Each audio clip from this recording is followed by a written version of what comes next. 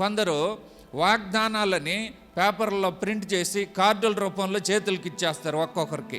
వాగ్దానాలని కొన్ని మంచి బాగా ఉండే ఆశీర్వాదంగా ఉండే మాటలు ఉన్న వాక్యాలను సెలెక్ట్ చేసుకొని అవి వాగ్దానాలుగా ప్రింట్ చేసి వచ్చిన వారికి ఇస్తూ ఉంటారు.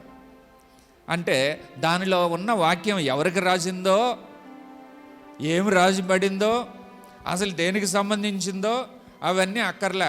దానిలో నీవు నీ కుటుంబం ఆశీర్వాదం పొందునుగాక అంటే ఉంటే చాలు. అలాగనే అనేక రకాలైనటువంటి ఆలోచనలు కలిగిన వారు ఈ వాగ్దానాలు అనే విషయాన్ని దానిలో మంచి వాక్యాలను సెలెక్ట్ చేసుకొని ప్రింట్ చేసి వారికి ఇస్తూ ఉంటారు.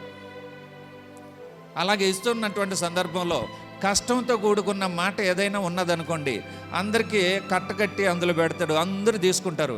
ఒకరు చూశారు దాన్ని, ఈ సంవత్సరం కష్టం వస్తుందంటని దాన్ని తీసి కింద పెట్టేశారు ఆ వాగ్దానాన్ని.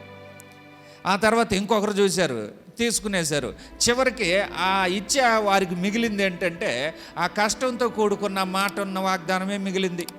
ఆయన చదువుకున్నాడు దాన్ని, అది ఎవరు తీసుకోవాలి ఆ వాగ్దానం, చివరికి ఆయనకే మిగిలింది, ఇచ్చిన ఆయనకే మిగిలింది.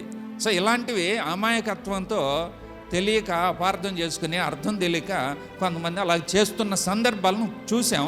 కానీ గతంతో పోల్చుకుంటే కొంతవరకు మెరుగైంది, తెలుసుకున్నారు, కొంతవరకు తెలుసుకున్నారు. ఆ చిన్న చిన్న అపార్థాలని అర్థం చేసుకుంటే సత్యాన్ని మనం అర్థం చేసుకునే భాగ్యం ఉంటుంది.